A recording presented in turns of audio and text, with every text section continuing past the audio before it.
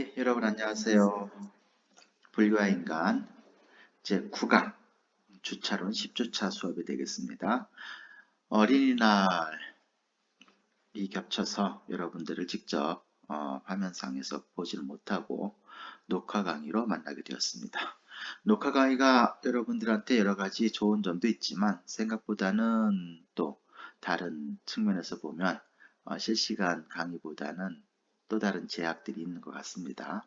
여러분들이 잘 들어주길 바라겠습니다. 오늘은 지난 시간에 이어서 두 번째 시간으로 사법인의 두 번째 시간, 모든 것은 고통으로 귀결된다 라고 하는 주제로 오늘 같이 한번 이야기해 보도록 하겠습니다.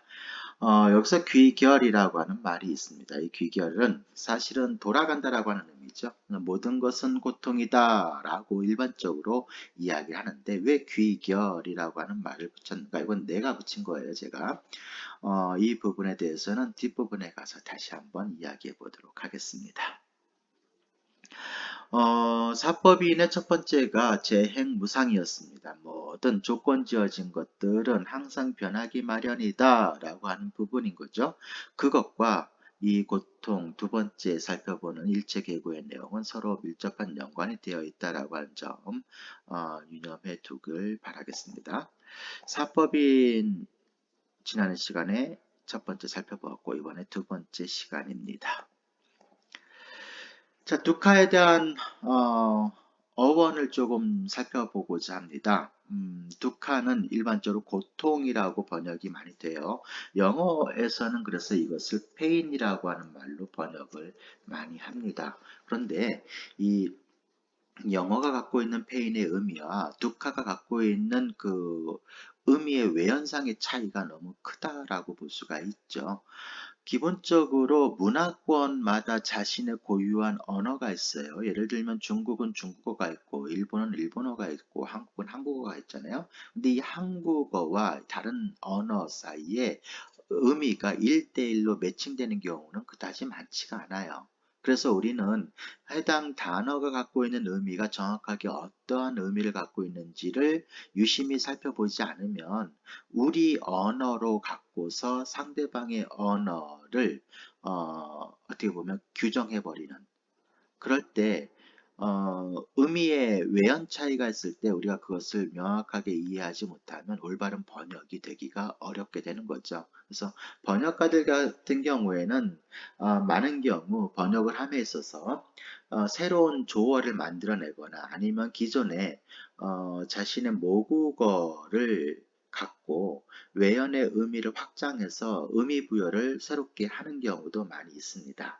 그렇게 해야지만 상대방의 언어의 의미를 그나마 올바르게 이해할 수 있는 방법이기 때문에 그렇다라고 할 수 있겠죠. 이 두카라고 하는 용어 역시 마찬가지입니다. 영어에 여기에 똑같이 해당하는 말은 사실은 존재하지 않죠.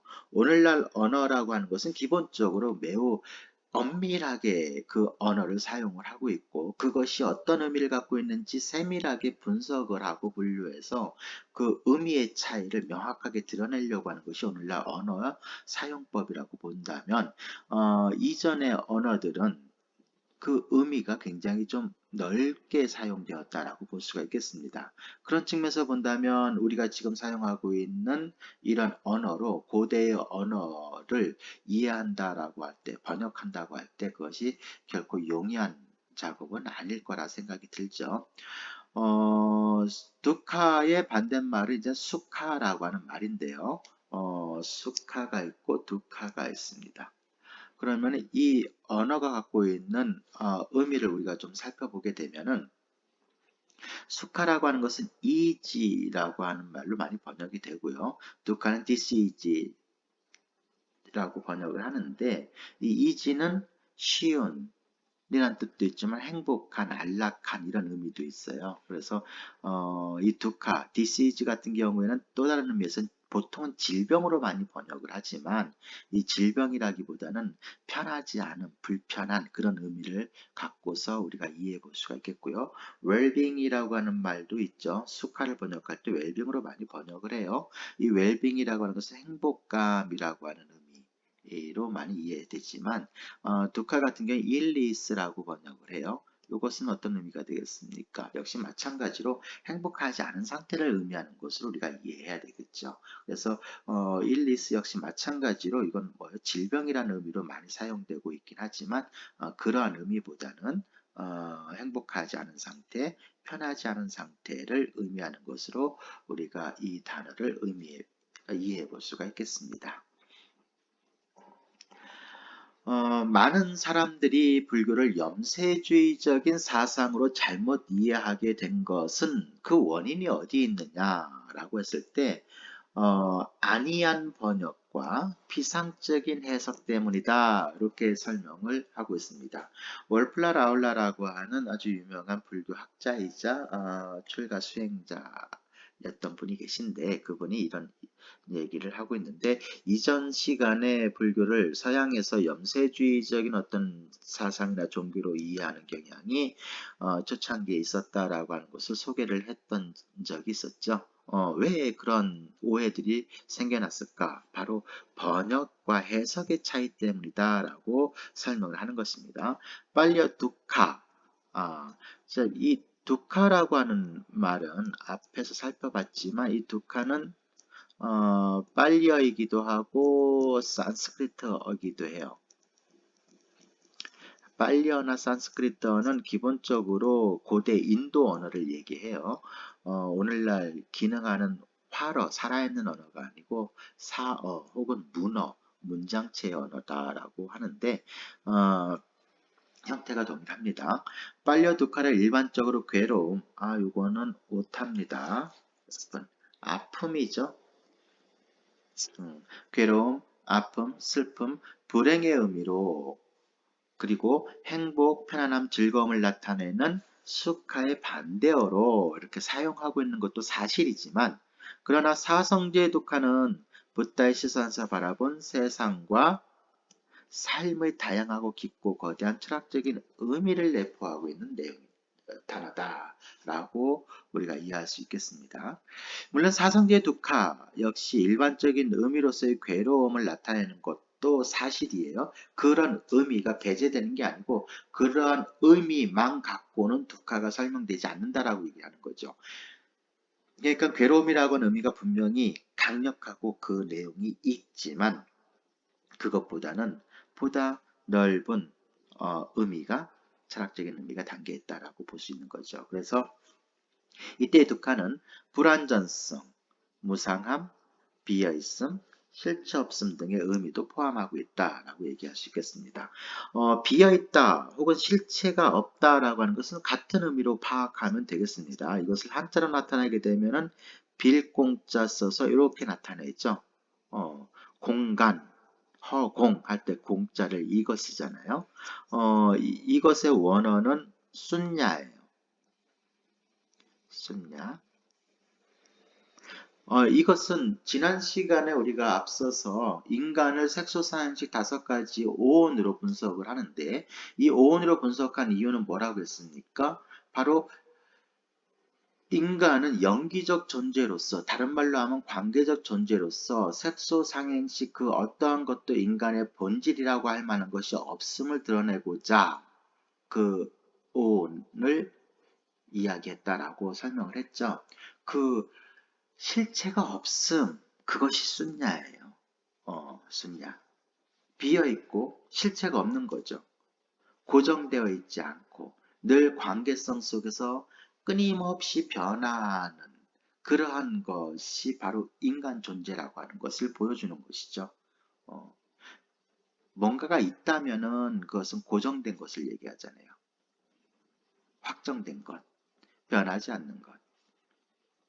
그렇지만 우리에게는 그러한 것이 없기 때문에 어떠한 경우에도 우리는 고정된 존재가 아니고 확정된 존재가 아니고 끊임없이 열려있는 가능성의 존재로서 우리가 인간을 이해해 볼 수가 있겠습니다. 그러한 측면에서의 순야인 거죠. 그래서 두카는 어떻게 보면은 굉장히 넓은 의미를 갖고 있는 그런 단어라고 볼 수가 있죠. 때문에 사성제의 두카가 가지고 있는 의미를 모두 포함하는 단어를 찾기는 어떻다? 쉽지 않다. 오늘날 언어 사용의 용법과 예전에 사용했던 사람들이 사용했던 언어의 용법이 다르기 때문에 그렇다라고도 볼 수가 있겠죠. 자, 두카를 이해하는 데 있어서 또 하나, 즉 어원을 갖고 한번 살펴볼 수가 있는데, 아까 빨려라고 했죠. 여긴 산스크리트라고 했어요. 왜 그랬습니까? 두카가 빨려나 산스크리트나 그 언어 형태가 동일하기 때문에 그렇습니다. 동사 어근이 카예요. 카라고 하는 것은 그 구멍이라는 의미가 되거든요. 그래서 이 말이 갖고 있는 의미 중 하나는 바퀴 차축구멍을 의미합니다. 여기에 접두사 두후가 붙어요. 그래서 두후 플러스 카가 붙어가지고 두카가 만들어졌다라고 하는 거죠. 어려움 혹은 나쁨을 의미하게 됩니다. 우리가 마차가 됐든 옛날 사람들한테는 마차겠죠. 오늘날 사람에게는 자동차가 되겠죠. 그런데 이 자동차의 두 바퀴를 연결하는 차축이 있는데 이것이 잘 물려있지 못하면 어떻게 되겠어요? 자동차가 덜덜덜덜 떨리거나 아니면은 바퀴가 빠져버리게 되겠죠. 그런 것을 이미지하면 좋을 것 같아요. 그러면은 이 두카라고 하는 말은 어떤 의미가 되겠냐? 조화롭지 않다 혹은 마찰 이런 의미로 이 단어를 해석해 볼 수가 있는 거죠. 기본적으로 산스크리트나 빨리어나 그 서양 언어로 보게 되면은 라틴어나 그리스어하고 굉장히 친연 관계가 높습니다. 예전에도 한번 얘기했던 것처럼 인도 유로피언 어족이에요. 인도어나 뭐 서양 그 유럽의 언어나 영어나 다 인도 유로피언 어족인 거죠. 그래서 조어 방식이 굉장히 닮아 있습니다. 또 다른 측면에서 이 두카라고 하는 것은 동일한 접두사 두와 결합하여 서 있는 것 혹은 머무르는 것을 뜻하는 산스크리트어, 요건 오타입니다. 수정해 주세요. 스타예요, 스타. 이 스타에서 우리가 알고 있는 영어 단어 스탠드가 나옵니다. 그래서 스타는 서 있다라고 하는 의미예요. to stand. 그죠? 그래서 바르지 못하게 서 있는 거. 우리가 삐딱하게 서 있으면 어떻게 돼요? 불편하죠. 불안하고. 그래서 이 두카에는 바로 어원적으로 이러한 의미들을 담고 있다라고 해석할 수가 있는 거죠. 그래서 결론적으로 두카라고 하는 것은 일반적으로 우리가 생각하는 심신의 고통이라고 하는 의미보다는 불만족스러움으로 이해하는 것이 보다 더 적합하겠다라고 얘기할 수가 있는 것이죠. 이 부분은 이미 뭐 사성제라고 하는 부분을 살펴볼 때 우리가 언급했던 부분이기도 합니다. 자, 동영상을 하나 보고 갈게요. 지난 시간에 법정 스님의 강연을 우리가 잠깐 들었었는데 오늘도 역시 법정 스님이래 법륜 스님의 강의를 잠깐 들어보도록 하겠습니다. 안녕하세요. 만나서 반갑습니다. 우리가 세상을 살아가면서 너나 할 거 없이 세상이 자기 원하는 대로 잘 안 돼요. 그렇죠? 원하는 대로 다 돼요. 아이고, 내 저 남자하고 결혼할 때 삶이 이래 될지 알았어요. 결혼하면 뭐 특별한 무슨 뭐가 있을 줄 알았지. 또 애를 낳아가 키우면 다 잘 될 줄 알았죠. 저렇게 속 썩일 줄 알았어요? 몰랐죠? 그런 거 다 속 썩일 줄 알았으면 안 낳지. 또 우리가 어떤 가게나 뭐 사업 시작할 때 다 돈 벌 줄 알았지 장사 안 될 줄은 생각도 안 해봤어요. 마치 노름하러 가는 사람이 다 따라가요, 일 걸어가요? 따라가지. 그거하고 같아요. 그런데 노름은 얘기가 나왔으니까 말이지. 우리가 그 노름을 하러 가는 사람은 다 따라가지만은 우리가 옆에서 구경하는 사람 입장에서 볼 때는 노름을 해가 다 딸 수 있어요, 없어요? 없지. 따는 사람이 많겠어요? 잃는 사람이 많겠어요? 잃는 사람이 많겠죠. 그게 옆에서 보면 환히 보여요. 그리고 노름하러 가서 돈 읽었다고 난리를 피우면 그게 별로 동정이 안 가요. 괜한 짓 했다 이런 생각을 하지. 그것처럼 인생도 마찬가지예요. 우리는 자기가 뭘 원하면 그게 다 이루어질 거라고 생각해요. 또 이루어져야 된다고 생각하고. 그런데 막상 해보니까 그게 뜻대로 안 되니까 굉장히 괴로워해요. 또 그것이 뜻대로 되는 게 꼭 좋다고 생각해요. 안 되면 나쁘다고 생각하고. 근데 조금만 한 발 떨어져서 이렇게 인생을 보면 우리가 원하는 것이 다 이루어질 수 있습니까? 없습니까? 없어요. 우리가 원하는 것이 다 이루어질 수가 없게 돼 있어요. 다 이루어지는 게 정상이에요. 다 안 이루어지는 게 정상이에요. 다 안 이루어지는 게 정상이에요. 근데 우리는 여기 착각을 하고 있어요. 다 이루어질 수 있다. 이런 착각을 하고 있어요.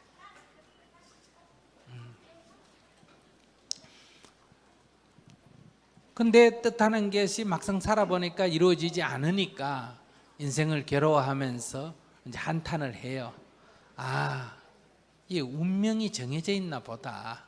안 되라고 정해져 있는 걸 내가 괜히 했나 보다. 이런 생각을 해요. 그래서 이제 첫 번째 하는 소리가 아이고 내가 전생에 무슨 죄를 지었노 이렇게 얘기해요. 아시겠어요? 전생에 내가 무슨 죄를 지어서 저 남자하고 만났나 저런 자식 낳았나 이런 생각하죠. 그건 무슨 소리예요? 이 생에 내가 이렇게 사는 게 전생에 이미 딱 태어날 때 전생의 과보로 딱 정해져 나온다. 내가 이 세상에서 뭐 이래저래 하려고 한다고 되는 게 아니고 이미 정해져 있다. 그런데 이게 내 마음에 안 드니까 전생 탈행을 하는 거예요. 두 번째 또 하는 소리가 뭐예요? 아이고 내 팔자야 이래. 사주팔자 탈행을 하는. 태어나는 생년월시에 의해서 인간의 운명이 정해져 있다. 또 이런 생각을 해요. 또 다른 하나가 하는 게 아이고 하나님도 무심하시지. 옛날 할머니 이런 얘기 많이 들어봤죠? 그 무슨 소리예요? 우리의 운명을 누가 주관한다? 하나님이 주관한다고 생각하니까 하나님이 나를 안 이뻐하시구나, 나를 미워하시구나, 하나님이 나한테 관심이 없구나 이렇게 섭섭해하는 거예요. 근데 이런 얘기는 언제 나올까? 자기가 원하는 대로 인생이 착착착착 될 때 이런 소리가 나올까? 안 될 때 이런 소리가 나올까? 안 될 때 이런 소리가 나와요. 그러면 우리의 인생이 원하는 대로 다 될 수가 없다. 또 원하는 대로 된다고 해서 반드시 좋은 것도 아니다. 이 두 가지만 알아버리면 이런 타령을 할 필요가 없어요. 세상이 내 뜻대로 안 되기 때문에 이런 타령을 하게 되는데 세상이 내 뜻대로 안 되기 때문에 괴로운 게 아니에요. 세상이 내 뜻대로 돼야 된다고 잘못 생각하기 때문에 안 됐을 때 괴로움이 생기고 세상이 내 뜻대로 되는 게 좋다고 생각하기 때문에 안 됐을 때 괴로움이 생긴다. 이 세상 일이란 거는 사람이 원하는 대로 다 이루어질 수도 없고 두 번째는 이루어진다고 꼭 좋다고 할 수도 없다. 이게 사실이에요. 이걸 딱 알아버리면 안 되는 거 너무 당연한 거예요. 괴로워할 일이 아니에요. 안 되면 안 됐구나 이러면 돼요. 그래도 하고 싶으면 어떻게 하면 된다? 한 번 더 하면 돼요. 근데 뭐 두 번 할 힘이 없으면 어떻게 하면 된다? 그만두면 돼요. 그래도 미래에 남으면 어떻게 하면 된다? 한 번 더 하면 돼요. 두 번 했는데도 안 되면 어떻게 하면 된다? 그만두면 돼요. 그래도 미래에 남으면 한 번 더 해보면 되는 거예요. 괴로워하지 말고 또 안 된 게 꼭 나쁘다 이래 말할 수도 없기 때문에 안 됐다고 그렇게 안달할 필요도 없어요. 안 된 게 잘 될 수도 있기 때문에 쥐가 쥐약을 먹으려고 막 하는데 선반에 그 입이 안 닿아가 막 애를 쓰며 부처님 좀 먹게 해주세요 먹게 해주세요 인데도 결국 입이 안 닿아가 못 먹었어. 그럼 잘 된 거예요 잘못된 거예요? 잘 된 거예요. 그러니까 기독교 신자 있죠? 기독교 신자라면 어떻게 생각해야 된다? 일이 안 됐을 때 일이 꼭 돼야 된다. 그게 좋은지 돼야 된다. 이게 내 생각이지. 하나님 보시기에 그거 나쁜데 이렇게 생각하면 일이 안 되는 게 좋죠. 그죠? 그래서 어떤 신앙 고백이 나온다. 주여 뜻대로 하옵소서 이러는 거야. 내 생각 너무 굴리지 마라 이거야. 주님께서 알았어. 되는 게 좋으면 되도록 하고 안 되는 게 좋으면 안 되도록 할 거니까 너무 그렇게 머리 굴리지 마라 이런 얘기예요. 불교식으로 말하면 어떻게 말한다? 인연 따라 다 돼가는 거니까 안 되는 인연이면 안 되는 거고 되는 인연이면 되는 거고 인연 따라 되니까 그렇게 너무 안달복달하지 마라 이런 얘기예요. 제가 옛날에 대학생 지도법사를 할 때인데요. 80년대 그때 한참 학생들이 데모할 때인데 동국대 다니는 우리 대불련 학생이 한 사람이 학교에서 데모를 했어. 경찰에 잡혔어. 구속이 됐어요. 자식이 구속되면 어머니들 가슴 아파요, 안 아파요? 아프죠? 마침 어머니가 불교 신자인데 조계사 와서 우리 아들 빨리 내달라고 나오게 해달라고 기도를 했어요. 근데 이제 1심에서 2년 징역을 받고 집행유예를 3년을 받아가 3개월 만에 나왔어요. 그 어머니가 기도 성취됐다고 너무너무 좋아했어요. 부처님 값이 입었다고. 근데 나와가지고 3개월 만에 교통사고 나서 돌아가셨어요. 그러니까 그 어머니가 나를 붙들고 아이고 내가 아들 죽였다고 이제 또 울고 그러는 거예요. 막 감옥에 있었으면 죽었어요, 안 죽었어요? 안 죽었었는데 내가 억지로 꺼내가지고 죽였다고. 그러니 내가 어떤 것이 이루어졌다고 좋아한다고 그게 꼭 좋은 게 아니고 안 된 게 나쁘다 하지만 꼭 나쁘다고 할 수도 없어. 몰라 우리는. 근데 우리가 모르면 기도를 할 때 어떻게 해야 된다? 관세음보살은 천수천안 눈이 천 개고 손이 천 개니까 다 알아서 하실 거 아니에요, 그죠? 기도할 때 어떻게 한다? 관세음보살님 알아서 하십시오. 이렇게 기도를 해야 돼. 아시겠어요? 되는 게 좋으면 어떻게 하고 되도록 해주시고 안 되는 게 좋으면 안 되도록 해주시고 나는 다만 기도할 뿐입니다. 이렇게 해야 되는데 여러분들은 자기가 원하는 대로 안 됐다고 기도해봤자 소용없더라 하고 팩 돌아서고 그래요. 그래 저리 다니다 교회 가고 이래.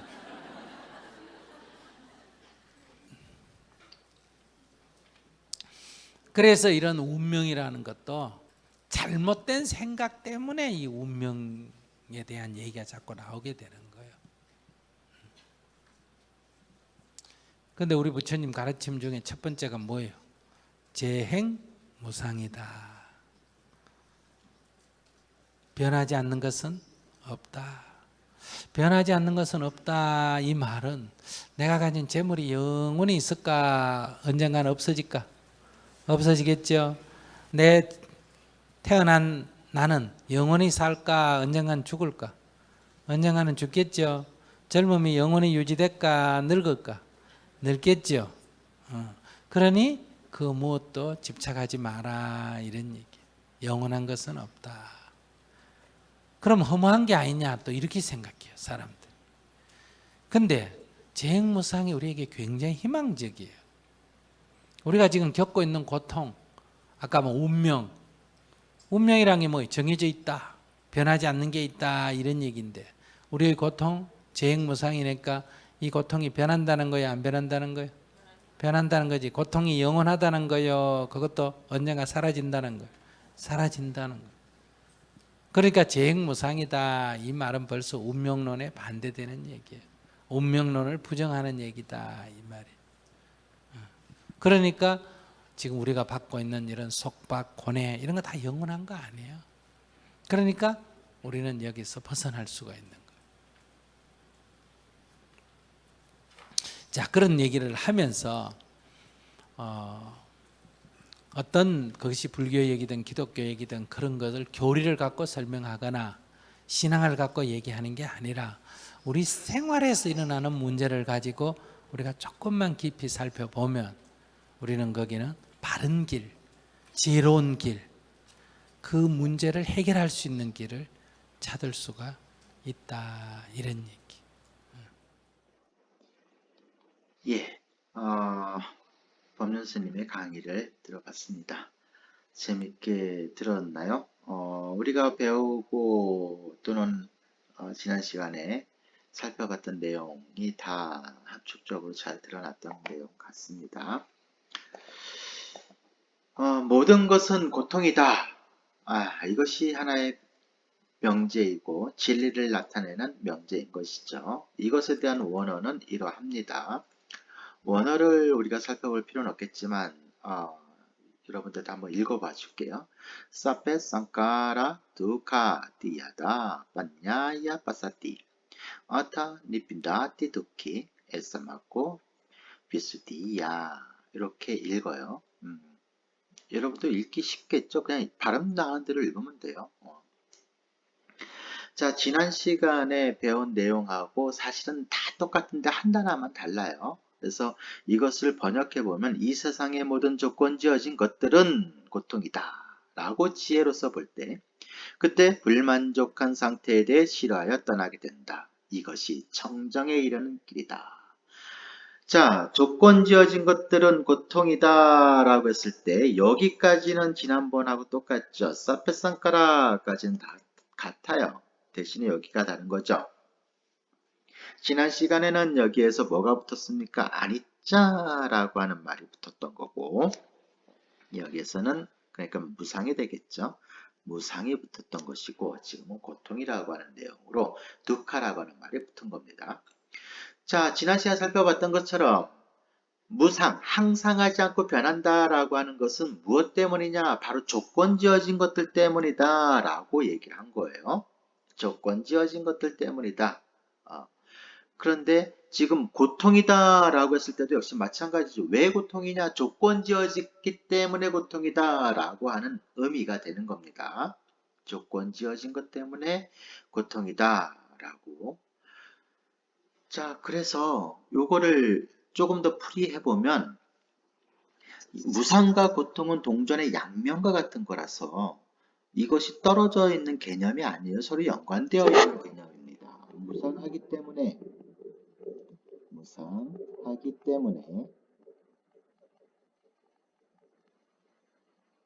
두카, 고통이다. 편의상 고통이라고 번역할게요. 이 이야기 할게요. 고통이다 이거예요. 왜 고통이냐? 무상하기 때문에 고통이다라고 하는 거예요.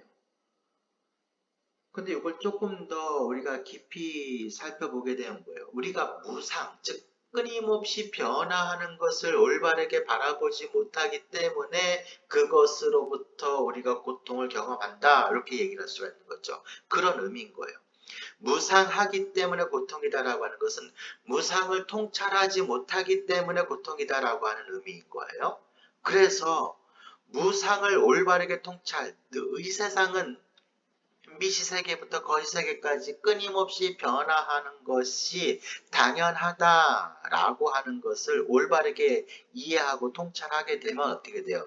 고통의 상태에서 어떻게 돼요? 벗어나게 된다.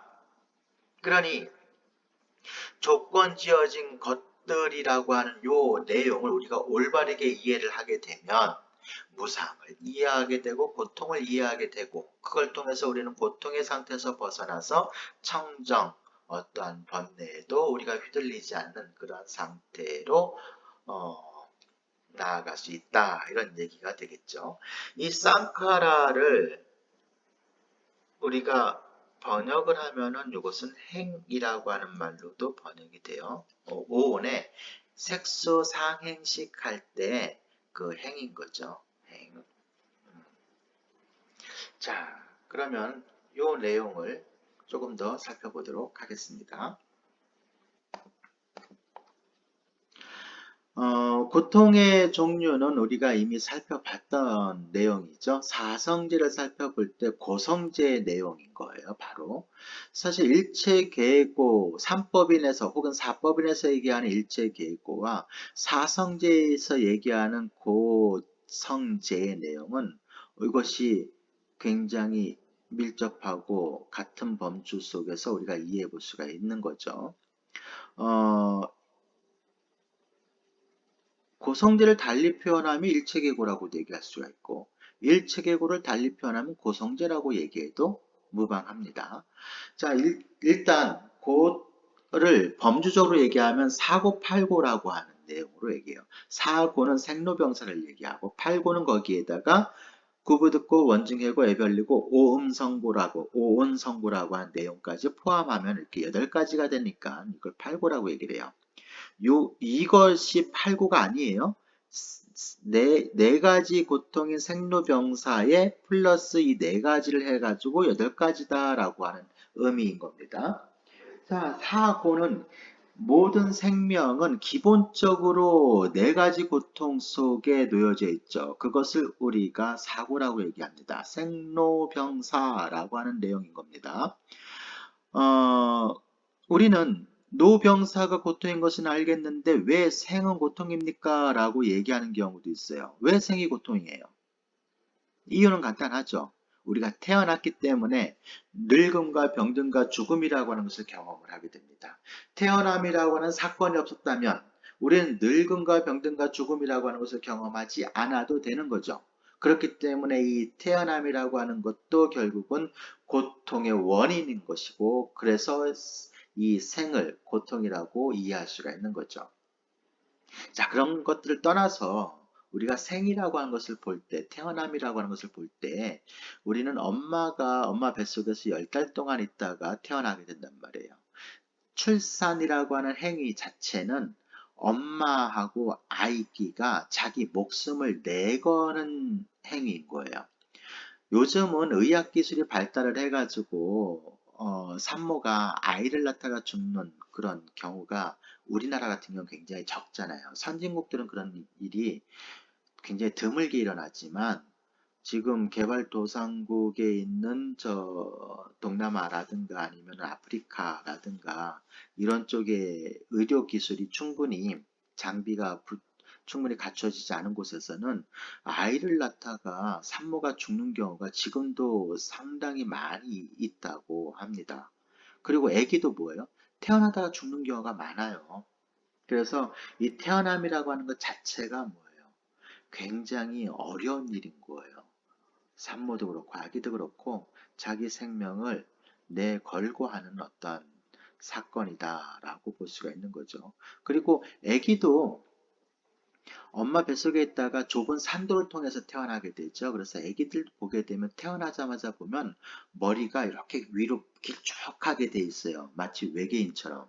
왜 그러냐면 그 좁은 산도를 통해서 나오다 보니까 엄청난 압력을 받게 되잖아요. 그러니까 아기도 되게 힘든 거예요. 그리고 또 한편으로는 어떻습니까? 태어나자마자 인생을 한 대 맞고 시작하잖아요. 그쵸? 그렇게 한 대 딱 때리면 그 자극에 아기가 응애하면서 뭐예요? 이제 폐호흡을 시작을 하게 되는 거죠. 그러면서 이제 우리가 태어남이라고 하는 사건이 이루어지게 되는 건데, 그래서 우리가 태어남을 축하하는 이유는 뭐예요? 산모와 아기가 무탈하게 잘 견뎌냈다라고 하는 것에 대한 축하이기도 한 거죠. 그런 의미에서 여러분들도 어머니에 대한 감사의 마음을 분명히 가져야 됩니다. 어머니가 여러분들 목숨 걸고 난 거예요. 자, 그런데 그 태어남이라고 하는 것은 그렇게 태어나는 행위도 힘든 거고, 태어나서 경험하는 것이 노병사라고 하는 인간의 생명의 한계 상황들을 경험하게 되는 원인이기 때문에 생로병사, 태어남까지 포함해서 인생은 네 가지 고통이다. 이렇게 범주적으로 이해하게 되는 거죠. 거기에 우리가 살아가면서 매 순간순간 경험하는 고통의 내용들이 있는 거죠. 그게 뭐겠습니까? 바로 구부듣고 원증해고 애별리고라고 하는 내용인 거죠. 구부듣고 원하는 바가 있지만 그 원하는 바가 내가 원하는 대로 이루어지지 못할 때 겪는 괴로움을 구부듣고라고 얘기를 했죠. 이미 살펴본 내용인 겁니다. 원증해고라고 하는 것은 어떤 의미입니까? 내가 싫어하는 사람이나 어떤 대상이나 어떤 환경에 내가 노출되었을 때 겪게 되는 괴로움을 원증해고라고 얘기를 하는 거고, 애별리고라고 하는 것은 어떤 거예요? 내가 사랑하는 사람이나 대상이나 어떤 그 애착을 갖고 있는 동물이 됐든 물건이 됐든 그런 것들과 헤어지게 되었을 때 겪게 되는 고통을 애별리고라고 하는 거죠. 그래서 생로병사, 구부듣고 원증하고 애별리고라고 하는 이러한 것들을 종합적으로 이해하게 되면 뭐요? 인간의 존재 자체가 고통이다라고 하는 것으로 이해되는 거죠. 그래서 오온성고 혹은 오음성고라고 하는 부분은 결국 인간의 생존 방식 자체가 생존이라고 하는 것 자체가 결국 뭐다? 고통이다라고 얘기할 수가 있는 것이죠. 자, 증일함이라고 하는 경전이 있는데 거기에 사제품은 이게 사성제를 얘기하는 거, 사성제를 이야기하는 품에 보면 이런 내용이 있습니다. 세상에 태어나고 늙고 병들고 죽는 것은 괴로움이다. 미운 것과 만나고 원증해고인 거죠. 사랑하는 것과 헤어지고 애별리고이죠. 구하는 바를 얻지 못하는 것 구부듣고인 거죠. 이러한 괴로움이다. 한마디로 말하면 오치오는 괴로움이다 라고 하는 거죠. 이 오치온, 오온성고 혹은 오음성고를 얘기하는 겁니다. 오치온은 오온에 대해서 뭐 하는 거예요? 오는 색, 수, 상, 행, 식을 얘기하는 거죠. 이 색소상행식을 나라고 집착하는 거, 이게 취잖아요. 취는 집착한다는 의미입니다. 집착하는 것이 바로 괴로움이다. 나라고 고집하고 이것이 나의 본질이다. 이것이 나다라고 얘기하면서 그것을 고집하는 것, 그것이 결국은 뭐다? 괴로움이다. 그것 때문에 우리에게 생로병사라고 하는 고통과 원증애고 애별리고 구구득고라고 하는 것들의 고통을 우리가 삶 속에서 경험하게 된다라고 얘기를 하는 것입니다. 자, 고통을 그러면 조금 더 구체적으로 살펴보도록 하죠. 경전에 보면 이런 내용이 있습니다. 벗살이 붙다요. 고 하는데 도대체 고란 무엇을 말하는 것입니까? 벗이요. 이런 세 가지가 괴로움입니다. 즉 고고성, 행고성, 괴고성입니다. 그러면 벗이요. 그런 고를 다 알 수 있는 길은 무엇입니까? 거기에 이르는 방법은 무엇입니까? 벗이요. 그와 같은 고를 다 아는 길이 있습니다. 그곳에 이르는 방법이 있습니다. 그러면 벗이요. 그 길이란 무엇입니까? 그 방법이란 무엇입니까? 벗이요. 저 성스러운 8가지 바른 길이야말로 그러한 고를 다 알게 되는 길입니다. 그것은 바로 정견, 정사, 정어, 정업, 정명, 정진, 정념, 정정입니다.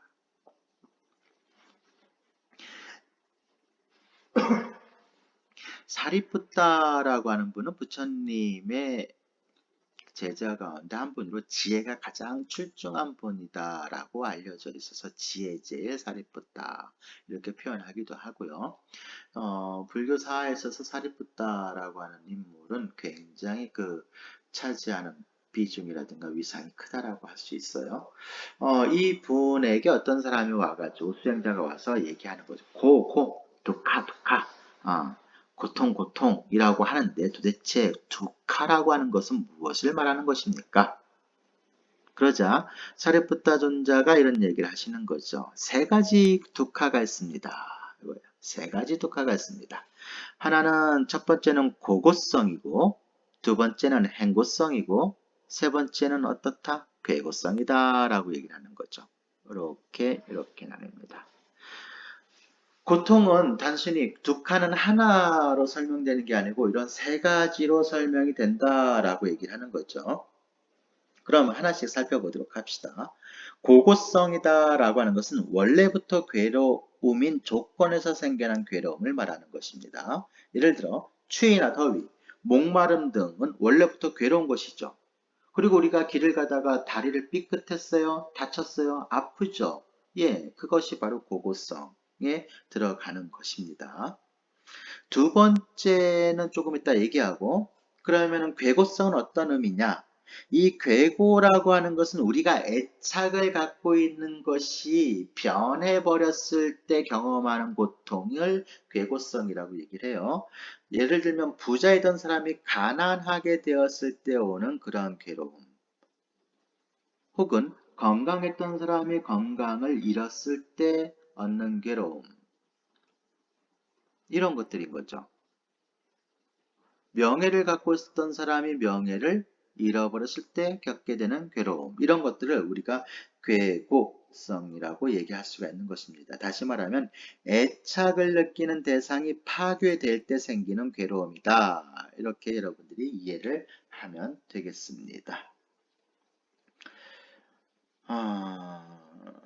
우리 삶 속에서 이걸 조금 더 구체적으로 보면 활짝 피었던 꽃이 내가 너무 정성을 들여가지고 꽃을 피웠더니 그것이 꽃이 지어버렸어요. 그때 우리가 뭐죠? 아, 마음이 편하지가 않아요. 그런 것들이 괴고사인 거죠. 우리나라는 다행히 좀 그런 경우가 매우 드물긴 하지만 지진이 많이 나는 지역 같은 경우는 어떻게 돼요? 지진이 일어나 가지고 정말 우리가 오랫동안 편안하게 살던 집이 무너지게 되었을 때 그때 우리가 괴로움을 경험하죠. 그런 것들이 다 괴고성에 들어간다라고 이해할 수 있겠습니다. 자, 그럼 행고성은 어떤 의미일까?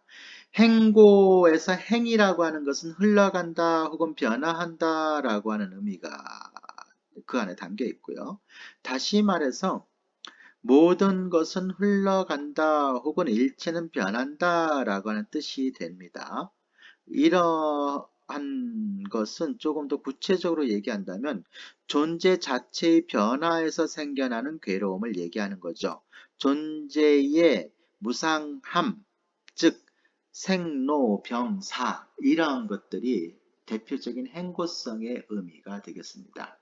그래서 불교에서 얘기하는 그 일체계고는 바로 이 행고성에 포인트가 놓여져 있다라고 얘기를 할 수가 있는 거죠. 그래서 일체계고를 다른 말로 일체행고라고 표현하기도 합니다. 일체행고라고. 무상하기 때문에 괴로움을 경험하는 거죠. 무상하기 때문에. 근데 그 무상함을 우리가 올바르게 이해하지 못하기 때문에 겪는 괴로움, 그것이 바로 뭐다? 행고성인 거죠. 그럼 이러한 고를 다 알 수 있는 길이 무엇이냐라고 했을 때 그 방법으로 구체적으로 제시하는 게 뭐예요? 바로 저 성스러운 여덟 가지 바른 길 됐으니까 이건 뭐겠습니까? 우리가 이미 배웠죠. 팔정도예요. 팔정도. 그죠? 8가지 바른 길이라고 하는 건데 여기에서 성스럽다라고 했으니까 바를 정자 대신에 성스러울 성자를 쓰게 되면 되는 거죠. 그래서 팔정도, 팔성도 다 같은 의미입니다. 자, 그 내용은 정견, 정사, 정어, 정업, 정명, 정정진, 정념, 정정입니다. 이렇게 우리가 끊어볼 수가 있다고 했죠. 그래서 팔정도는 사막의 체계로 다시 이해해 볼 수가 있는데, 자, 정견은 바르게 보는 것을 얘기하죠. 정사라고 하는 것은 뭡니까? 생각해야 할 바와 생각하지 말아야 될 바를 정확하게 구분해서 생각해야 할 바에 집중하고 생각하지 말아야 될 것은 생각하지 않는 것. 요것을 얘기한다고 했죠. 그러니까 이 정사는 다른 말로 바른 결단이다라고도 아이고 바른 바른 결단이다라고 하는 말로도 우리가 이해해 볼 수가 있습니다. 내가 올바르지 못한 생각을 했을 때, 이 생각을 내가 포기해야 되겠다라고 하는 결단이 있어야지 우리가 그 생각에서 벗어날 수가 있잖아요. 내가 올바른 생각을 유지하려고 할 때 이 생각을 유지해야겠다라고 결심을 해야 되는 거잖아요. 그렇지 않게 되면 뭐예요? 모처럼 내가 좋은 마음을 냈어도 다른 외부적인 조건들에 의해 가지고 그 마음이 금방 깨지거나 흩어지거나 사라지게 되는 거죠. 그래서 뭐가 있어야 돼? 결단이 있어야 돼. 결단. 그걸 바른 결단이다. 라고 그래서 번역하는 경우도 있습니다. 정어, 정업 이것을 포함해 가지고 예전에 우리가 이것은 뭐에 해당이 된다고 했습니까? 바로 5계에 해당이 된다라고 했죠. 불교에서 5개의 계율 도덕적인 원리가 있는데 그것과 관련이 있다라고 했습니다. 정어는 말 그대로 바른 말인 거죠. 거짓말하지 않고 있는 그대로 얘기하고 꾸미지 않는 것을 얘기하고 이간질시키지 않는 말을 얘기하는 거죠. 그러니까 언어와 관련된 내용인 거고 정업은 행동과 관련된 거죠. 그래서 이 대표적으로 뭐예요? 불살생, 생명을 죽이지 않는다. 불투도, 주지 않는 것을 취하지 않는다. 불싸움, 삿된, 바르지 못한 일체의 성적 행위로부터 떠난다. 그런 행위를 하지 않는다. 그 다음에 보통 이렇게 3가지하고 여기까지 4가지로 제시가 됐는데 한 가지를 더 얘기할 수가 있는 거죠. 5개의 마지막은 불음주 해가지고 술을 마시지 않는다라고 했는데 이게 술이라고 하는 의미가 아니고 우리 정신을 혼미하게 하는 일체의 약물을 다 포함하는 것으로 본래는 그런 의미로 사용되고 있어요. 그러니까 이 정어정업은 결국 뭡니까? 도덕적인 원리를 내면화하는 것을 얘기하는 거죠. 그래서 정명이라고 하는 것은 뭐예요? 바른 생계수단인 거죠. 내가 올바르게 땀 흘려서 노력해가지고 벌어들인 재화로 내가 생활을 하는 것을 얘기하는 것이고, 정정지는 뭐라고 했습니까? 나의 인격을 향상시키는 것과 관련된 것을 얘기한다고 그랬죠. 그것을 바른 노력이라고 하는 것이고, 정념이라고 하는 것은 바른 의식에 깨어있음을 얘기하는 것이죠. 의식이 명료하게 깨어있어가지고 내가 생각하고 행동하고 말하는 것들이 다 어떻게 돼요? 내가 알아야 되는 거예요. 내가 어떠한 의도를 가지고 상대방을 대하고 있는지 그 의도가 나한테 파악이 돼야 되는 겁니다. 그래서 그 의도가 바르지 못하면 바르게 만드려고 하는 게 정정진의 내용인 거죠. 그 의도가 바르다면 그 바른 의도를 지키려고 하는 것이 정정진이 되는 것이겠죠. 내가 그 상대방에 대해서 올바르게 이야기하려고 하는 말이 있어야 돼. 언어 생활이라고 하는 것들이 가능하게 되는 것은 뭐예요? 정념 때문에 가능해지게 되는 겁니다. 그런 의미에서 본다면 사실 이런 모든 것들은 다 뭐에 의지한다? 정념에 의지한다 라고도 볼 수가 있는 거죠. 정이라고 하는 것은 무슨 의미겠습니까? 마음을 평온하게 하여 어떠한 대상에 올바르게 집중된 상태를 개발하는 것이 정인 거죠. 그래서 불교에서는 이것을 다른 말로 뭐라고 하느냐? 삼매라고도 얘기를 해요. 삼매, 삼마디.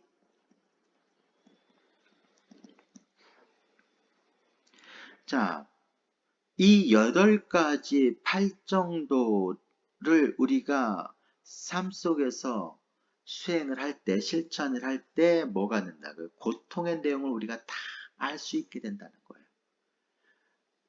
고통에 대해서 우리가 모르고 지나가지 않고 잘못 이해하거나 왜곡하지 않고 그것을 있는 그대로 우리가 그 내용을 알게 된다는 거죠. 그래서 뭐 한다는 거예요? 그 고통을 제거할 수 있다라고 얘기를 하는 거죠.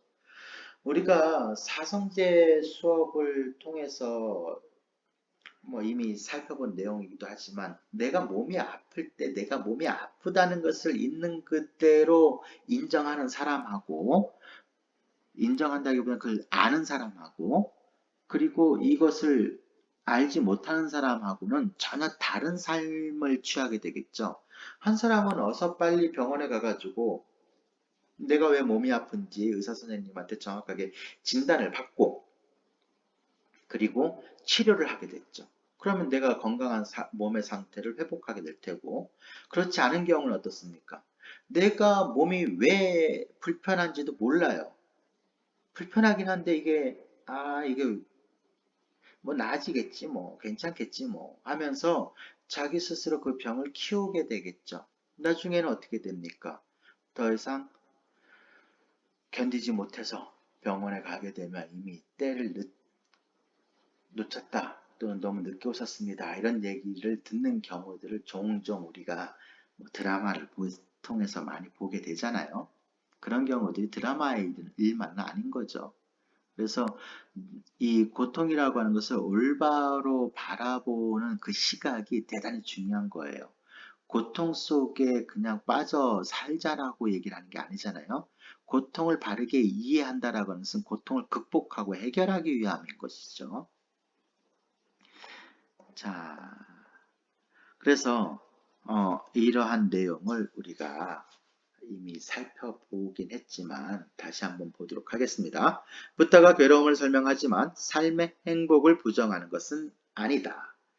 이는 재가와 출가에 대한 구분 없이 여러 가지 형태의 붓다네요. 붓다는 재가와 출가에 대한 구분 없이 여러 가지 형태의 육체적, 정신적 즐거움에 대하여 설한다. 하지만 초기 경전의 설명에 따르면 재가의 즐거움, 애착의 즐거움, 정신적인 즐거움, 육체적인 즐거움 모두 두카에 해당한다.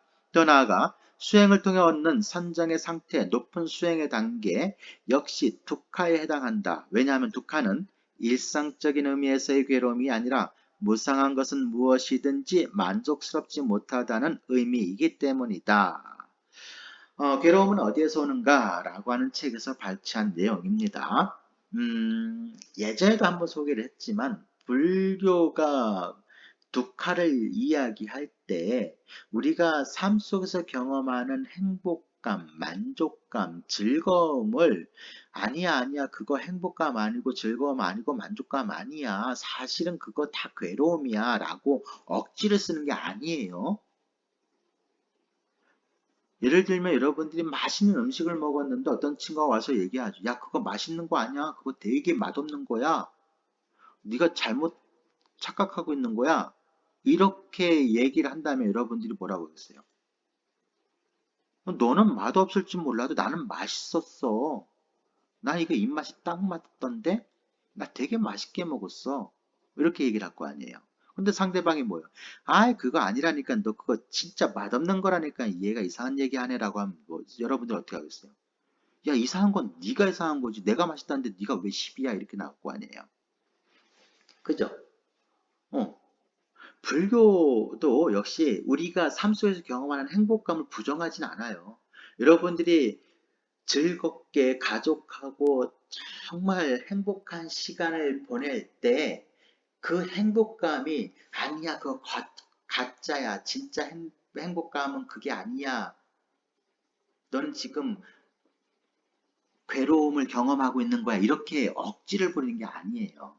불교 그거 행복감 맞다고 얘기를 하는 거예요, 부처님도. 아, 맞다, 맞다 얘기를 하는 거죠. 그걸 부정하진 않습니다.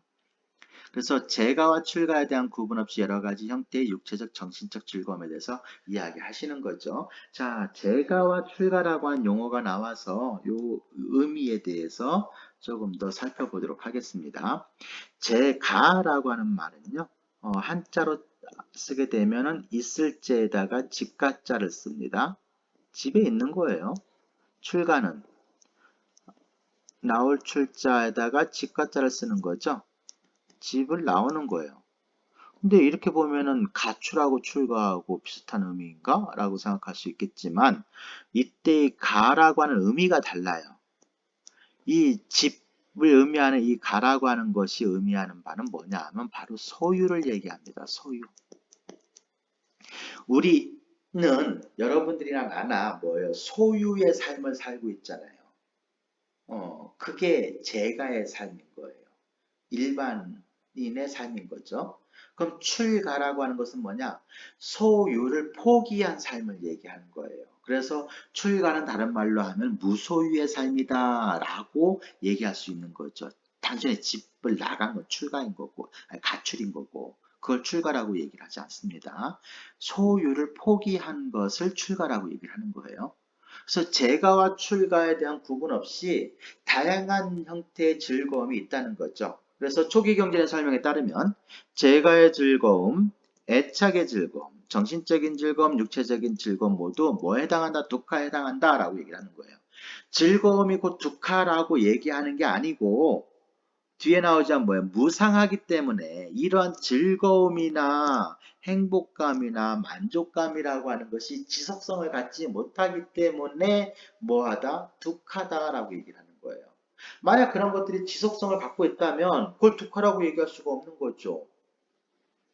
그죠? 무상하기 때문에, 변화하기 때문에. 어제는 행복했지만 지금은 불행하다면 뭐예요? 어제의 행복이라고 하는 것이 지금 나에게 영향을 미치지 못한다는 거 아니에요. 그럼 어제의 행복은 진정한 행복이라고 볼 수가 없는 거죠. 어제 행복했던 건 맞지만 그 행복이 지금의 나에게 영향을 미치지 못한다면 그 행복은 더 이상 나에게 행복이 아닌 거잖아요. 어제는 너무나 만족했고 편안했고 즐거웠는데 지금은 그렇지 못하다면 어제에 있던 행복감, 만족감, 즐거움이라고 하는 것은 더 이상 나에게 기능하지 못하는 것이고 영향을 미치지 못하기 때문에 지금 내가 불편하고 괴롭고 그러한 거 아니에요. 그러니까 그러한 그 일시적으로 나에게 만족감과 행복감과 즐거움으로 다가오는 것을 우리가 궁극적 목적으로 삼아가지고 추구한다라고 하는 것이 과연 올바른 삶의 방식인가에 대해서 불교는 뭐 하는 거예요? 우리에게 질문을 던지는 겁니다. 자, 조금 관점을 바꿔서 더 나아가 수행을 통해서 얻는 선정의 상태가 있는 거죠. 높은 수행의 단계 역시 두카에 해당한다라고 얘기하는 거예요. 제가의 삶을 통해 가지고 얻는 즐거움만 두카가 아니고 수행의 삶을 통해서 얻는 즐거움도 두카라고 얘기를 하는 겁니다. 이것은 의미하는 바가 크다라고 볼 수가 있고 이걸 우리가 잘 이해를 해야 되는데 예를 들면 그런 것이죠. 선정이다라고 하는 것은 굉장히 그 고도에 몰입된 상태를 얘기해요. 그래서 우리가 이 몰입된 상태를 개발하는 것을 수행이라고도 얘기를 하는 것이고, 그걸 통해서 우리는 일상 의식으로서는 파악되지 않는 내용들을 파악할 수가 있고 경험할 수가 있게 됩니다. 그러니까 일상 의식을 넘어선 초의식의 상태라고도 볼 수가 있다라고 얘기할 수 있는 거죠. 그런데 이것을 목적으로 하는 것 또한 뭐 하는 거예요? 두카인 거예요. 그 고도로 고양된 아주 그 의식의 상태에 들어가게 되면 우리의 몸과 마음은 굉장히 편안해지고 일찍이 경험해보지 못했던 그러한 행복감을 경험한다고 합니다.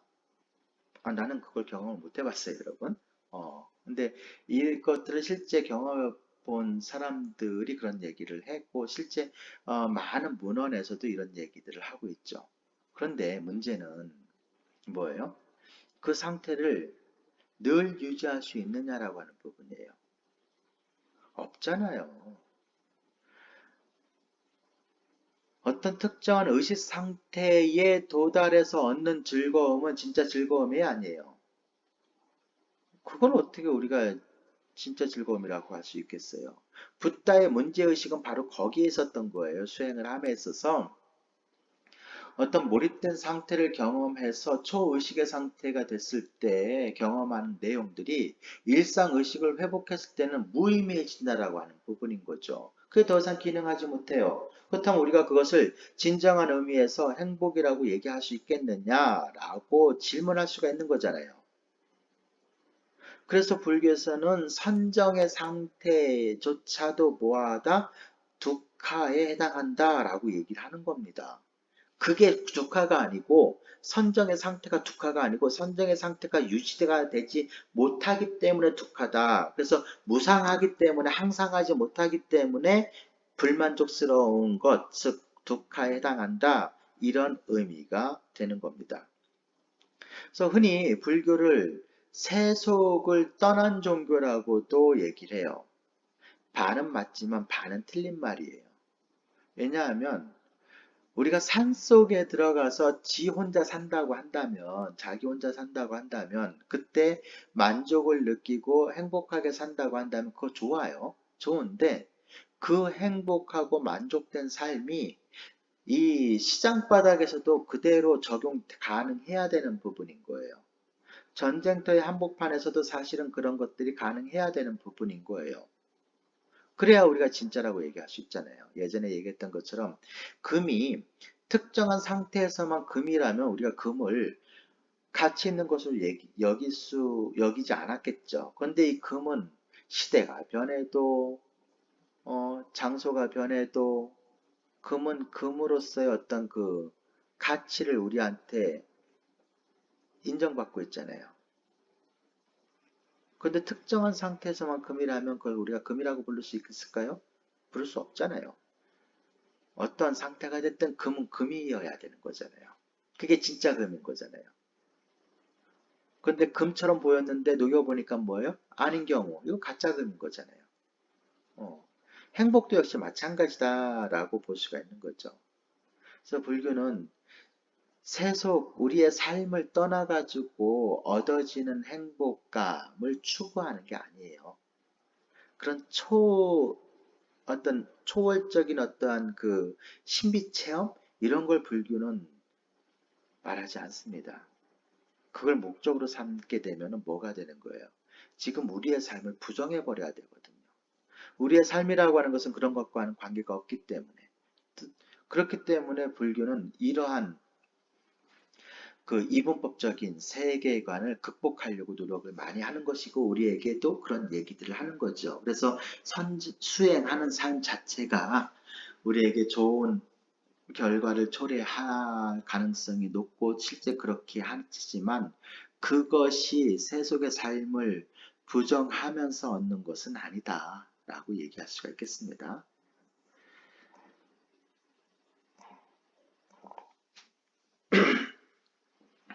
보시오. 세 가지 느낌이 있다. 세 가지란 무엇인가? 즐거운 느낌과 괴로운 느낌과 즐겁지도 괴롭지도 않은 느낌이다. 보시오. 이 세 가지 느낌은 무상하며 무상한 것은 괴로운 것이라고 알려질 때 느낌 가운데 환락이 일어나지 않는다. 사리뿌다요. 훌륭하다. 사리뿌다요. 훌륭하다.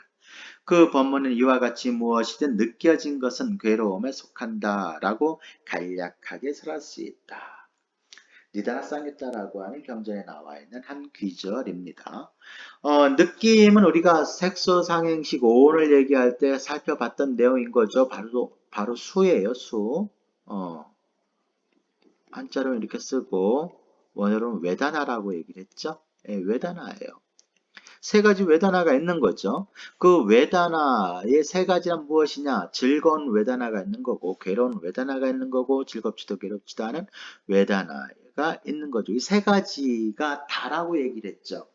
보시오. 이 세 가지 외다나는 무상하며, 무상한 것은 괴로운 것이다 라고 알려질 때, 그 느낌 가운데 환락이 일어나지 않는다. 환락이라고 하는 것은 다른 말로 얘기한다면 집착이 일어나지 않는다. 이렇게 우리가 이해해 볼 수도 있겠죠.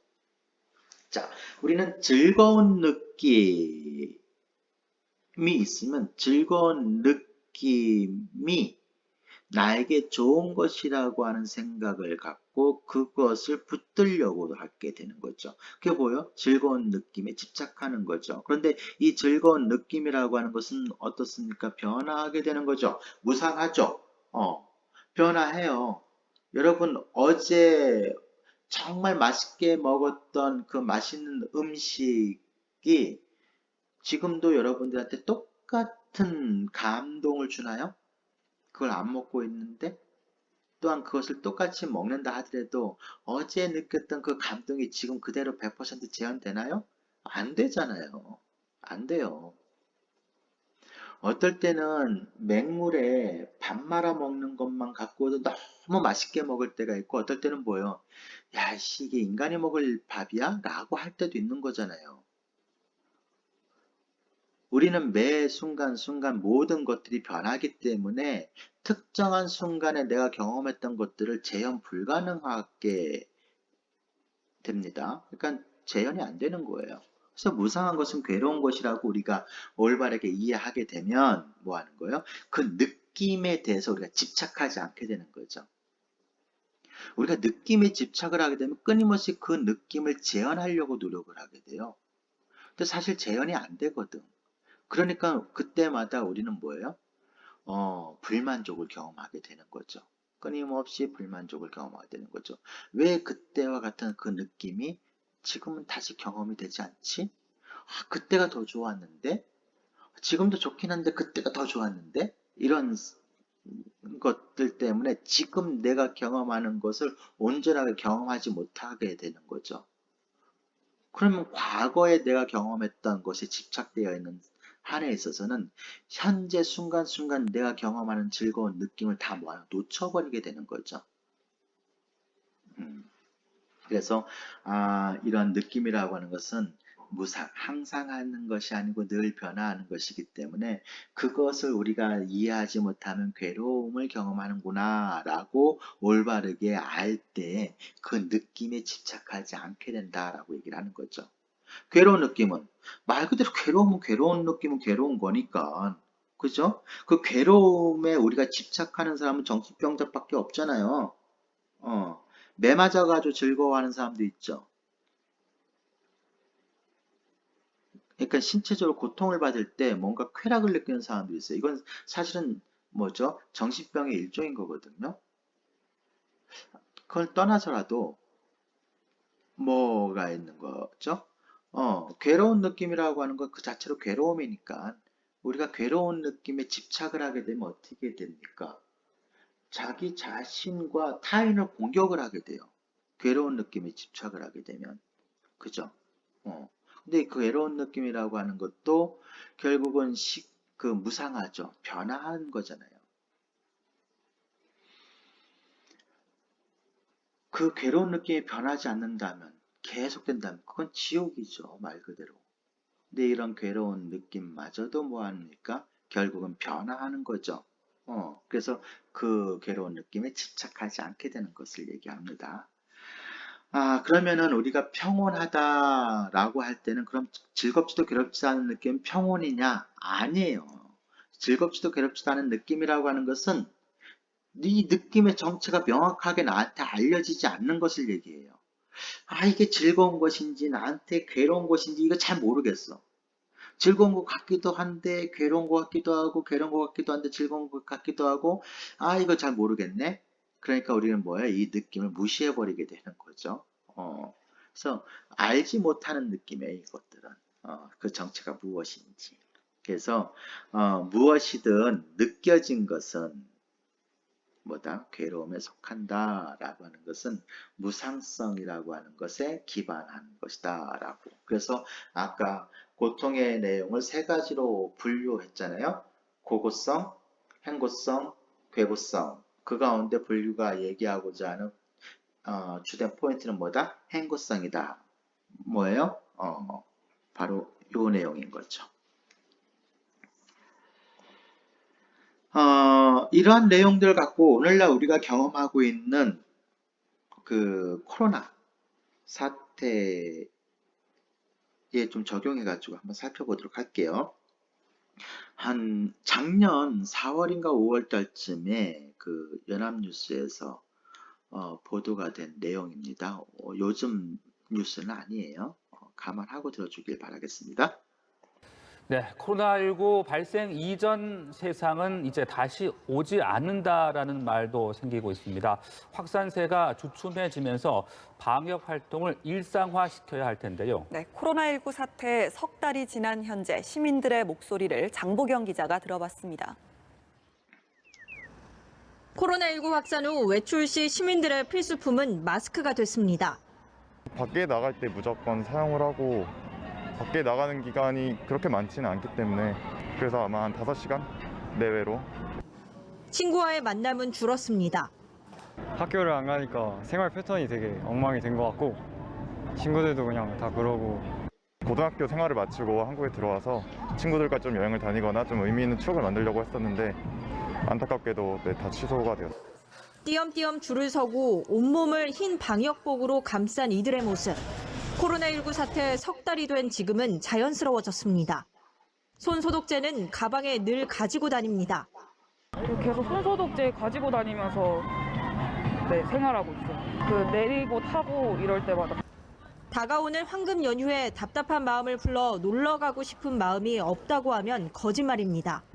본가가 대구라 가지고 부모님을 못 본 지 거의 2년이 다 돼가가지고 솔직히 엄청 놀러 가고 싶고 여행 가고 싶고 그렇긴 한데 그냥 조금 가라앉는 분위기니까 집에 조금만 더 참고 있으면 좋을 것 같아요.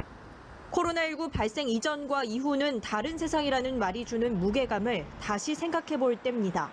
연합뉴스TV 장보경입니다.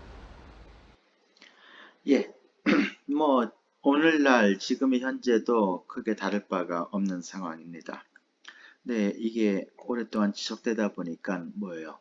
많은 사람들이 지쳐버린 상태인 거죠.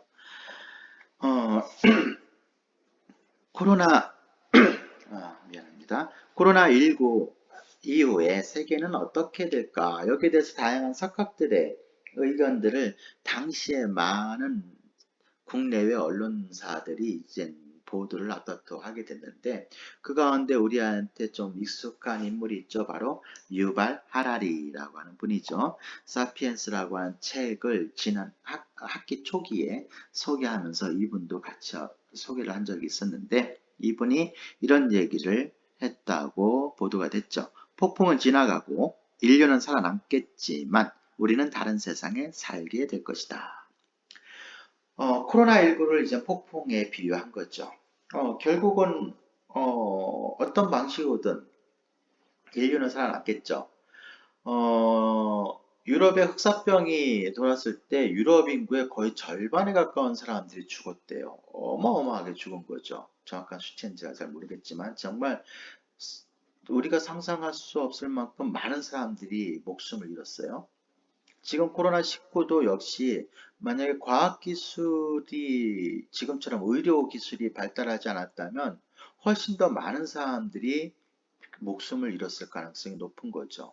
이러한 전 지구적 팬데믹 현상을 일으킬 수 있는 이러한 전염병이 유행하는 것은 1세기 한번 경험할까 말까 한 정도로 굉장히 희박한 사건인 거죠. 그런 측면에서 본다면 우리는 불행한 역사의 한복판에 서 있다라고도 볼 수가 있겠습니다. 우리가 전쟁을 경험한다라고 하는 것도 역시 마찬가지인 거거든요. 우리가 살아있는 동안에 전쟁을 경험하지 않는다라고 하는 것은 대단한 축복인 거죠. 만약에 이런 코로나 사태 역시 마찬가지인 것인데 이것을 우리가 경험하지 않았더라면 더 좋겠지만 이것을 통해서 우리는 무엇을 경험하느냐? 일상이라고 하는 것이 평범한 것이 아니었구나 라고 하는 것을 알게 되는 거죠. 그쵸? 일상은 평범한 게 아니에요. 평범한 것이야말로 비범한 것이란 말이 있거든요. 정말 희귀한 일인 거예요. 친구랑 내일 10시에 명동에서 만나서 명동 칼국수집 가가지고 칼국수를 먹자. 이게 아무렇지도 않게 이루어지는 것 자체가 기적인 거예요. 근데 우리는 이것이 너무나 당연하게 생각이 됐던 부분이었던 거죠. 그런데 그것을 이게 당연한 게 아니었구나 라고 무엇 때문에 알게 된 거예요? 바로 코로나라고 하는 이 사태를 통해서 우리가 그 내용을 자각하게 된 것이죠. 그래서 이런 얘기가 있습니다. 우리가 알던 미안합니다. 우리가 알던 세상은 끝났다. 포스트 코로나 3가지가 바뀐다 라고 하는 내용입니다. 하라리라고 하는 분이 프랑스 잡지 르포원 그리고 미국 공영 라디오 방송 NPR 등과의 인터뷰에서 이렇게 이야기를 했다고 해요. 코로나의 위기는 우리 시대에 있어서 지극히 중요한 사건이 될 가능성이 있다. 오래된 규칙은 산산조각이 나고 새로운 규칙은 아직 쓰여가고 있다. 앞으로 한두 달 동안 각국 정부나 국제기구는 실제 조건에서 대규모 사회 실험을 실시하게 될 것이다. 그리고 그것이 앞으로 몇십 년의 세계의 형태를 결정짓게 될 것이다. 이렇게 얘기를 하고 있습니다. 뭐예요? 규칙이 이전에 우리 삶을 이렇게 규정했던 규칙들이 더 이상 기능하지 못하게 되고 그런데 아직 새로운 규칙은 마련되지 못한 거예요. 그러니까 지금 이 상태가 어떤 상태예요? 혼란의 상태인 거죠. 생각보다 이 코로나 사태가 장기화되면서 정말 많은 것들이 변했고 사람들의 인식도 많이 변하게 되었습니다. 그 대표적으로 우리가 알 수 있는 내용이 3가지인데 첫 번째가 온라인 강의 일상화예요. 여러분들 상상을 해봤습니까? 이런 강의 형태가 지속될 거라고? 저는 상상도 못했어요. 많은 사람들이 상상을 못했죠. 여러분 K무크라고 하는 것을 들어봤나 모르겠지만 이 K무크는 교육부가 좀 정말 오랫동안 추진해 오고 있었던 하나의 교육 정책 가운데 대표적인 사업인데 양질의 강의 내용들을 녹화를 해가지고 가능한 많은 사람들에게 보급하겠다라고 하는 측면이었던 거예요. 그래서 대학들마다 강의들을 좀 온라인 강의가 가능할 수 있도록 커리큘럼을 짜고 그것을 뭐해라? 이렇게 그 녹화를 하라고 하는 거죠. 근데 이거를 교수들한테 요청을 했는데 교수들이 안 했어요. 왜 안 했겠어요? 지난 시간에 살펴봤던 것처럼 교수들은 대부분 나이가 많잖아요. 새로운 거 무슨 온라인 강의야. 이거 해본 적도 없는데 그걸 또 배워가지고 뭐 어쩌고 저쩌고 아이고 안 할래. 돈 줘도 싫어. 이렇게 된 거였거든요. 그래서 기껏 했던 내용들은 뭐냐 하면 실제 오프라인 강의실에서 강의되고 있는 내용을 그냥 촬영하는 거예요. 촬영해가지고 뭐 하는 거예요? 약간 편집해가지고 그대로 올려놓는 것을 온라인 강의 형식이라고 해서 지금까지 만들어 왔던 거거든요. 근데 그게 어떻게 온라인 강의예요? 그냥 녹화한 거지. 그죠? 온라인 강의라고 한다면 그 오프라인에서 강의하는 내용보다는 조금 더 많은 준비를 해야 되고요. 여러 가지 여하튼 장비들도 필요하고 근데 이게 굉장히 요원할 것 같았는데 어떻습니까, 여러분?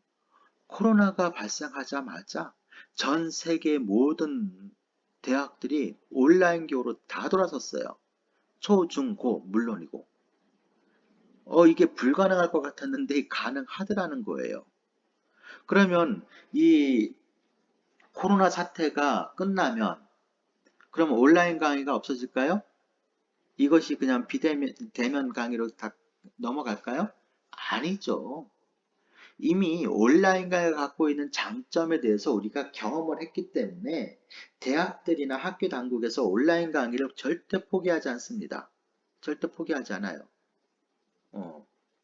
그래서 오프라인 강의하고 온라인 강의가 병행되는 새로운 형태가 만들어지게 될 것이고 온라인 강의가 확장되는 어떤 그러한 계기가 코로나로 인해서 생겨났다라고 볼 수가 있겠죠. 자, 두 번째가 뭐냐 하면 재난지원금 뿌리는 세계가 꼭 최저소득 보장 실험이다라고 하는 부분이에요. 선진국들, 우리나라도 이미 선진국이에요, 여러분.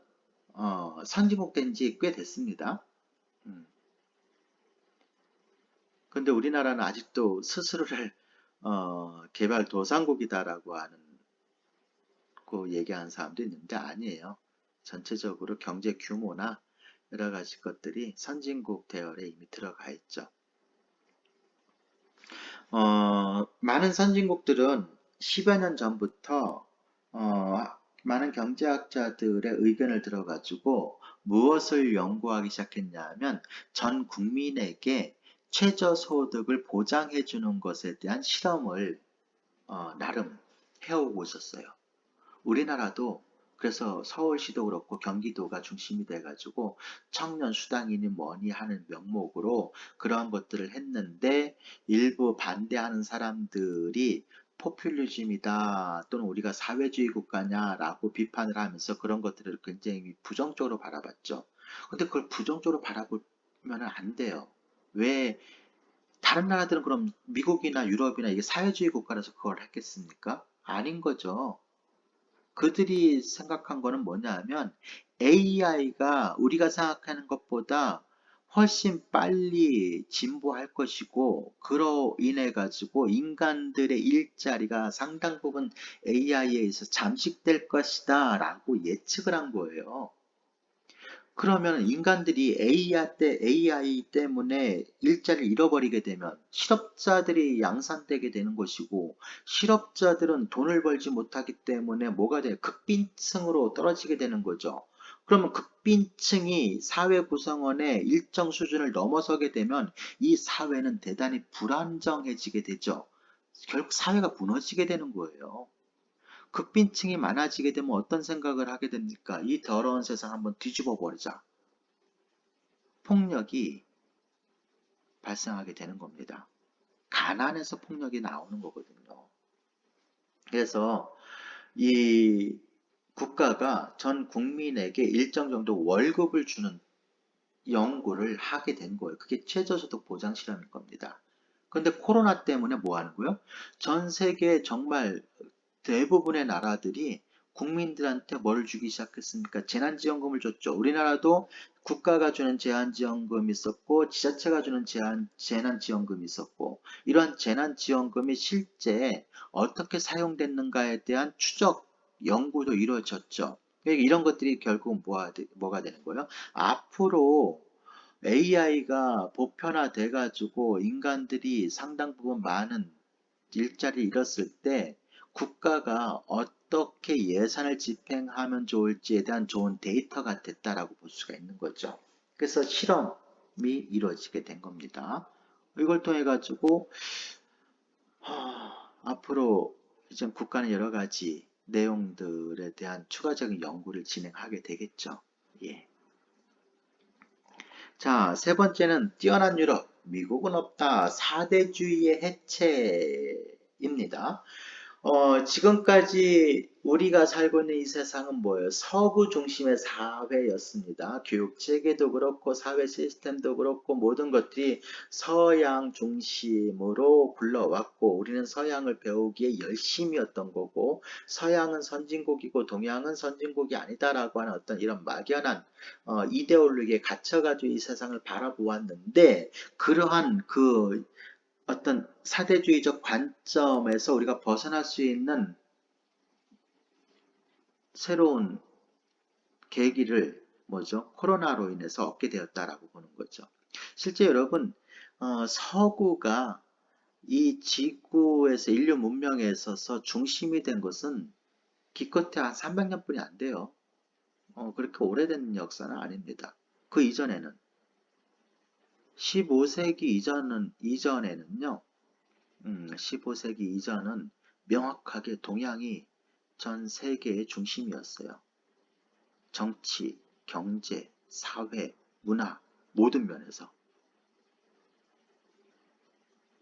그런데 그것이 이제 문명의 축이 서양으로 이동을 하면서 17세기, 18세기부터 서양 열강이 전 세계를 집어삼키는 이른바 제국주의 시대가 열리면서 오늘날까지 유럽 중심의 서구 중심의 어떤 세계관이 형성이 되어 왔던 거죠. 그러니까 17세기, 18세기부터라고 보더라도 뭐예요? 300년 정도 된 거예요. 짧게 보면 200년, 길게 보면 300년 정도. 여하튼 그런 그 사대주의적 관점을 우리가 갖고 있었던 것인데 이제는 뭐예요? 코로나 사태를 경험해 보면서 유럽? 우리가 알고 있는 유럽이 아니네? 미국? 이상하다? 아니네? 그리고 실제 미국이 세계 중심이 되어 가지고 경찰 국가 역할을 해 왔었는데 뭐예요?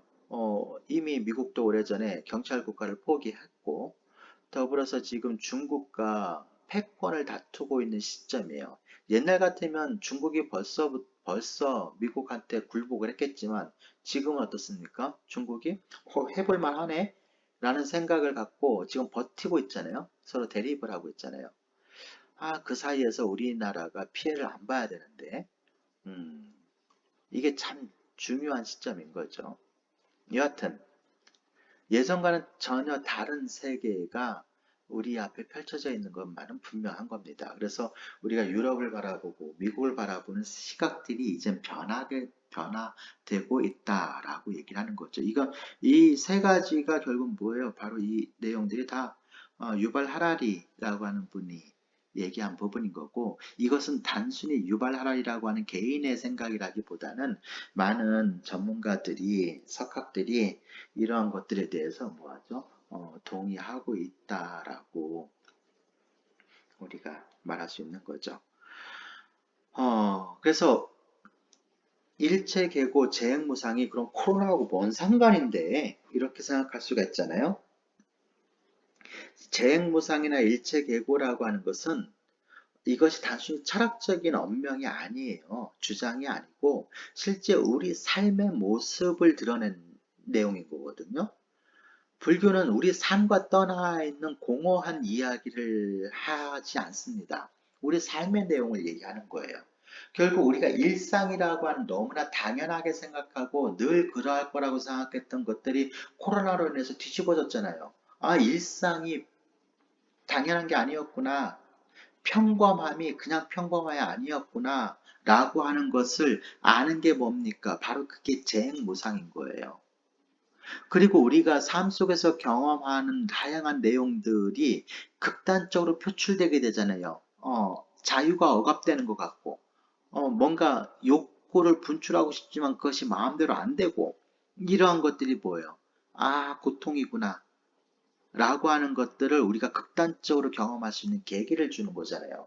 실제 우리는 이런 극단적인 경험을 하지 않고서도 우리의 삶이라고 하는 것이 불만족의 연속이라고 하는 것을 조금만 관심을 갖고 내 삶을 들여다보면 누구나 다 알 수 있는 내용이거든요.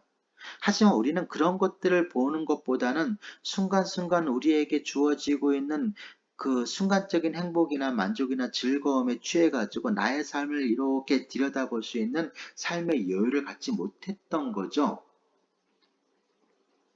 이번 기회를 통해서 우리는 그런 것들을 한번 들여다볼 수 있는 계기가 된 것 같아요. 그래서 이 재행무상이나 일체계구나 이런 것들은 단순히 철학적인 언명이 아닙니다.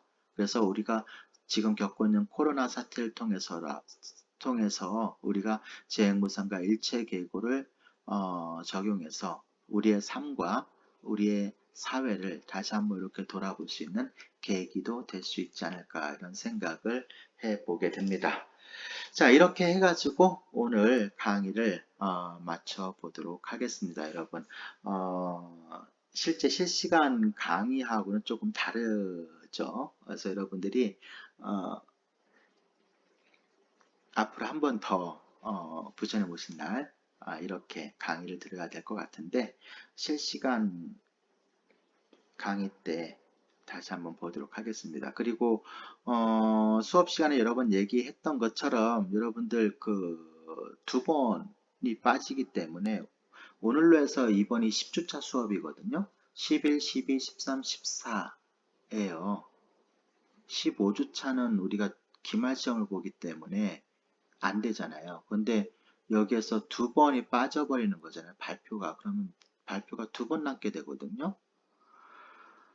그런데 지금 발표하지 못한 학생들이 많아가지고 생각보다 지난 수업에 지금 9주차 수업을 11주차에 5명이 발표할 거잖아요. 그 다음에 또 5명이 발표하고 그러면 최대 해가지고 하더라도 좀 발표 인원이 부족할 것 같습니다. 좀 고민을 해봐야 될 것 같아요. 이게 휴일이 끼어 있었던 부분이 있기 때문에 이 부분에 대해서 어떻게 해야 될지. 앞에서 여러분들이 발표를 5명씩만 꾸준히 했어도 부족하지 않았을 것 같은데 앞에서 5명씩 못했던 주차가 좀 많아가지고 여러분들이 생각보다 발표하지 못한 학생들이 많이 남게 된 것 같아요. 하여튼 좀 고민을 해보도록 하겠습니다, 여러분. 오늘 수업 여기까지 진행하도록 하겠습니다. 여러분 수고했고 다음 주 실시간 수업 때 만나도록 하겠습니다. 수고하셨습니다.